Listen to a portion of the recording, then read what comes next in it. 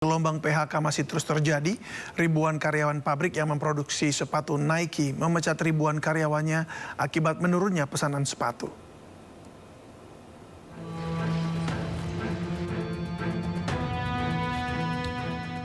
Dua perusahaan besar yang bekerja sama dengan brand Nike terpaksa melakukan pemutusan hubungan kerja ribuan karyawannya akibat berkurangnya pesanan sepatu. Beberapa divisi dalam pabrik dengan total lebih dari 200 karyawan sudah dipulangkan mulai pekan ini. Namun belum ada kepastian apakah akan ada tambahan karyawan yang di PHK. Baru kemarin itu kan yang pengurangan doang. Kalau yang untuk ada kelanjutannya sih belum tahu. Sebelumnya Dinas Tenaga Kerja dan Transmigrasi Provinsi Banten telah mengumumkan PT Adis Dimension Footwear telah mem-PHK sebanyak 1.500 karyawan dan PT Victory Chinglu tengah dalam proses PHK terhadap 2.000 karyawannya. Sementara itu sejak 2024, 12.000 karyawan di Provinsi Banten mengalami PHK akibat sejumlah faktor seperti penurunan permintaan produk hingga efisiensi perusahaan. Dari Kabupaten Tangerang, Banten, Raka Prawirawijaya, iNews melaporkan. Media sosial dihebohkan dengan video viral yang menunjukkan kemasan minyak kita 1 liter yang diduga hanya berisi 750 ml. Berdasarkan pantauan di salah satu pasar kawasan Jakarta Barat, tidak ada takaran pasti dalam minyak kita kemasan botol. Berikut laporan Wenda Nura dan juru kamera Indra Purnama. Saat ini viral di media sosial mengenai isi dari minyak kita kemasan 1 liter yang mana isi bersihnya ini justru tidak mencapai 1 liter, hanya 750 ml saja. Hal ini tentu menimbulkan keresahan dan juga kekhawatiran bagi para konsumen, apakah produk yang selama ini mereka beli ini sudah sesuai atau belum. Dan saat ini saya sedang berada di salah satu pasar tradisional di kawasan Jakarta Barat dan akan menunjukkan bagaimana kondisi minyak kita saat ini. Dan berikut minyak kita saat ini, kemasannya ini ada sedikit perbedaan jika dibandingkan dengan produk yang saat ini sedang viral, yang mana produk yang viral ini bertuliskan 1 liter. Tapi untuk minyak kita saat ini tidak bertuliskan 1 liter. Jadi memang saat ini tidak diketahui isi bersih dari minyak kita saat ini yang beredar di pasaran. Isi bersihnya ini memang betul 1 liter ataupun 750 ml karena memang tidak tertera di dalam kemasannya. Dan sebetulnya untuk kasus ini sebelumnya sudah ditangani oleh Kementerian Perdagangan. Namun karena kasus ini muncul lagi, tentu ini menjadi perhatian khusus kembali dan pemerintah perlu memastikan bahwa produk yang beredar di pasaran ini baik kualitas dan juga kuantitasnya ini harus sesuai dengan standar. Presiden Prabowo Subianto memanggil Menteri Koperasi, Menteri Dalam Negeri, dan Wakil Menteri Koperasi ke Istana Negara. Pemanggilan tersebut untuk membahas keberlanjutan program Koperasi Desa Merah Putih sebagai upaya pemerintah untuk mengentaskan kemiskinan ekstrim. Keberadaan Koperasi Desa Merah Putih itu yang pertama itu untuk kepentingan masyarakat desa. Karena di Koperasi Desa Merah Putih itu untuk memutus mata rantai kemiskinan di desa dan juga bagaimana masyarakat desa bisa meningkat penghasilannya.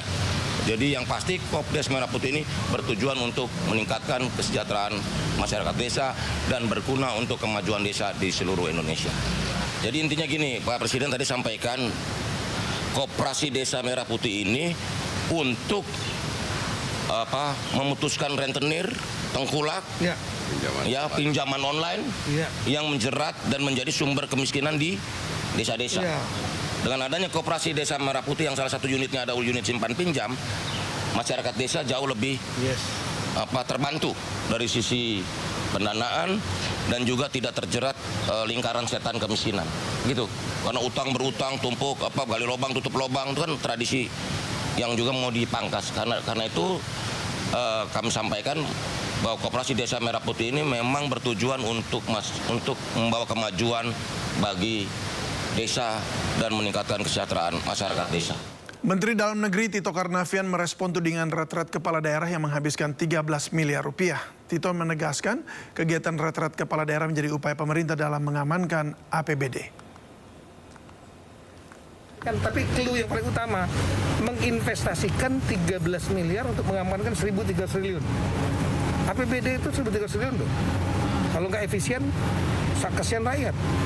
Apalah uang 13 miliar besar, tapi demi mengefisiensikan dan mengamankan 13.369 triliun APBD. Itu tugas Kemendagri. Yang kedua, kegiatan itu... Presiden Prabowo Subianto bertemu dengan 8 pengusaha besar di Istana Kepresidenan Jakarta. Dan pertemuan ini untuk membahas program pemerintah, salah satunya adalah Danantara.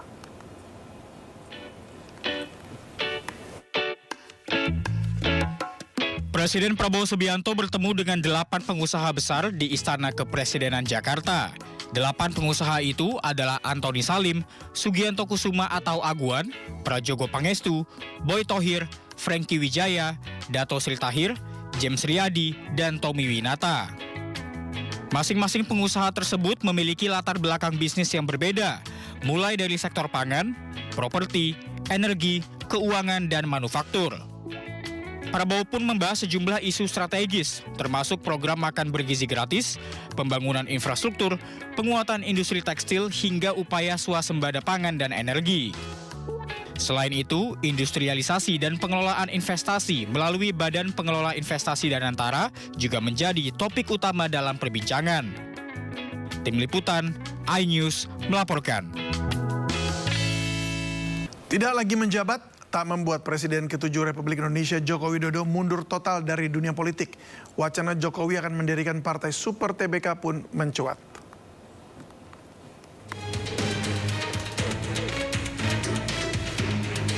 Setelah sebelumnya Presiden ke-7 RI Joko Widodo diisukan akan bergabung dengan Partai Golkar, namun hingga kini belum terwujud.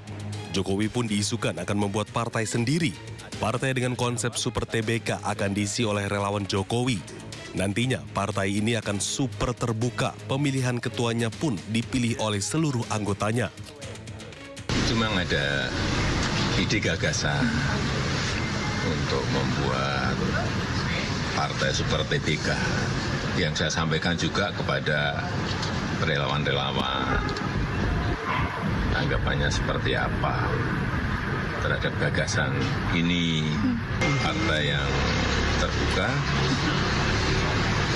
super terbuka, ya, nanti pemilihan ketuanya juga dilakukan secara terbuka oleh seluruh anggotanya.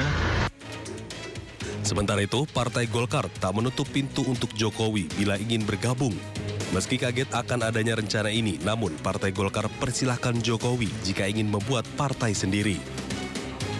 Kan katanya berproses bagaimana dengan Golkar. Ya kan, tapi kalau ada begitu ya namanya warga, apalagi ya mantan presiden 10 tahun kan, ya tergantung beliau kan.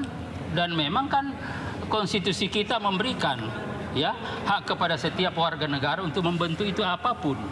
Ya tetapi ya itu agak kaget juga. Kenapa? Karena tadinya ini kan ramai terus dengan Golkar, dengan apa dan lain-lain. Tapi kalau ada berita begitu tentu ya kita tentu kembalikan kepada beliau. Sebelumnya, Presiden ke-7 RI Joko Widodo sempat diisukan akan bergabung dengan beberapa partai. Namun, hingga kini, mantan politisi PDI Perjuangan ini belum juga berlabuh dengan partai baru. Tim Liputan iNews melaporkan.